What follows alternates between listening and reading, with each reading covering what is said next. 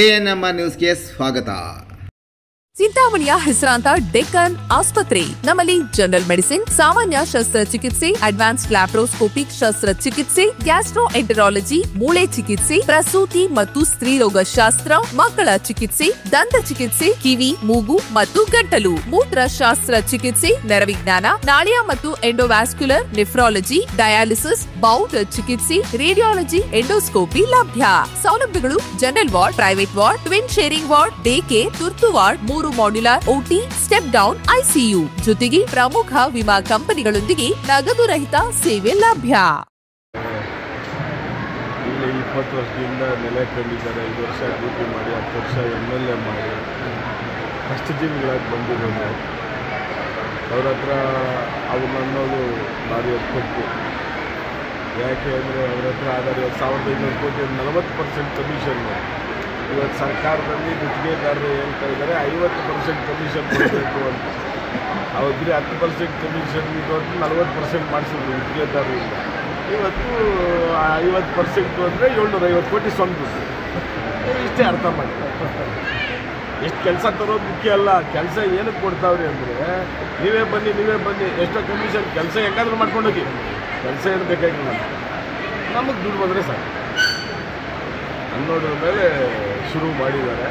ಅದು ಇವ್ರು ಒಬ್ಬರೇ ಅಂತಲ್ಲ, ಎಲ್ರಿಗೂ ಕಾಟ ಸ್ಟಾರ್ಟ್ ಆಗಿದೆ. ದುಡ್ಡು ಅವರ ಅಭಿವೃದ್ಧಿ, ಊರುಗಳ ಅಭಿವೃದ್ಧಿ, ತಾಲೂಕ್ ಪಂಚಾಯಿತಿ, ಜಿಲ್ಲಾ ಪಂಚಾಯಿತಿ ಎಲೆಕ್ಷನ್ಗಳಾಗಲಿ ಅವ್ರಿಗೆ ಕೊಡೋಕ್ಕೆ ದುಡ್ಡಿಲ್ಲ. ಇನ್ನು ಮುನ್ಸಿಪಾಲ್ಗಳು ಇನ್ನು ಯುವಕ್ಕೆ 8-6 ವರ್ಷ ಆಗೋಯಿತು. ಸಿಟಿ ಕಾರ್ಪೊರೇಷನ್ನು ಮುಗಾಕೈತೆ. ಎಲ್ಲ ಯಾರೂ ಕೆಲಸ ಕೇಳಂಗಿಲ್ಲಲ್ಲ. ಕೆಲಸ ಕೇಳೋದು ಯಾವಾಗ ಅಂದರೆ ಸಣ್ಣ ವ್ಯಕ್ತಿ, ಸಣ್ಣ ಗ್ರಾಮ ಪಂಚಾಯತಿ ಮೆಂಬರ್ ಆದರೆ ಅವನು ಕೇಳಿದ್ರೆ ಅವನು MLA ತಗೋ, ಇಲ್ಲ ಡೆಪ್ಟಿ MLA ತಗೋ, ಇಲ್ಲ ಯಾರು ಪಾರ್ಟಿ ಕಾರ್ಯಕರ್ತ ತಗೊಂಡು ಕೆಲಸ ಮಾಡಿಕೊಡೋರು ಕೇಳ್ತಾರೆ. ಆ ಎಲೆಕ್ಷನ್ನೇ ಮಾಡಿದ್ರೆ ಇವ್ರು ಯಾರು ಕೇಳೋರೇ ಇಲ್ಲ. ಅದರಿಂದ ಇವ್ರಿಗೆ ಆಟ ಆಗೋಗಿದೆ. ಏನು ಬಗ್ಗೆ ಹೇಳೋದು ಡಿಸೆಂಬರ್ ಸರ್ಕಾರ ಸಿದ್ದರಾಮಯ್ಯಂತೂ ಇರೋದು ಇದಂತ ನಾನು ಆವತ್ತು ಹೇಳಿದ್ದೀನಿ. ಸಿದ್ದರಾಮಯ್ಯ ಧರ್ಮಸ್ಥಳಕ್ಕೆ ಕೈ ಹಾಕಿದ್ರು ಆಗ್ಬಿಟ್ಟವರು ಯಾರು 100% ಸರ್ ಇಂಡಸ್ಟ್ರಿಯಲ್ ಬ್ರಹ್ಮೋತ್ಸವವಾಗಿ ಮಾಡ್ಕೊಂಡವ್ರೆ. ಇವ್ರಿಗೇನಾಗೈತೆ ಅಂದರೆ ಎಲ್ಲೇ ಮಾಡಿದ್ರು ಸರ್ಕಾರಿ ಜಮೀನುಗಳು ಒಂದಷ್ಟೇ ಅವನ್ನ ಜೊತೆಗೆ ಹಾಕ್ಕೊಂಡವ್ರು. ಒಬ್ಬನಿಗೆ ಯಾರಿಗೆ ಮಂಜೂರು ಮಾಡಿದ್ರು 50 ವರ್ಷ ಕೊಡಬೇಕು ಎಕರೆ ಮಂಜೂರು ಮಾಡೋನಿಗೆ. ಇವಾಗ ಇದು ಒಂದು ದಂಧ. ಭ್ರಷ್ಟಾಚಾರದಲ್ಲಿ ದೊಡ್ಡ ಭ್ರಷ್ಟಾಚಾರ.